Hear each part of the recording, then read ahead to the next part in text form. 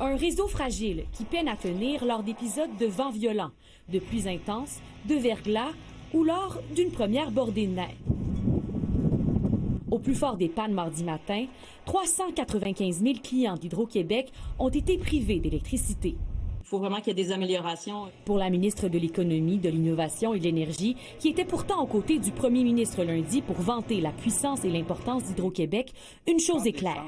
La société d'État doit renforcer son réseau pour réduire le nombre de pannes. Là, je pense qu'Hydro-Québec doit faire mieux là, en termes d'amélioration de la situation parce qu'il y a eu une baisse seulement de 9 % du nombre de pannes si on compare à la moyenne là, des 5 dernières années. Alors ça, pour moi, c'est trop peu. Hydro-Québec estime que 40 % des pannes sont causées par la végétation, soit la chute d'arbres ou de branches sur le réseau électrique. Dans le cas de cette bordée, c'est la neige lourde qui est tombée sur des arbres encore feuillus qui a empiré les choses. On a vraiment eu des précipitations qui sont restées de la grosse neige lourde, bien lourde, et qui est donc venue mettre du poids sur la végétation là, près du réseau électrique. Les épisodes de panne de courant majeurs lors d'événements météorologiques ne sont pas inconnus aux Québécois.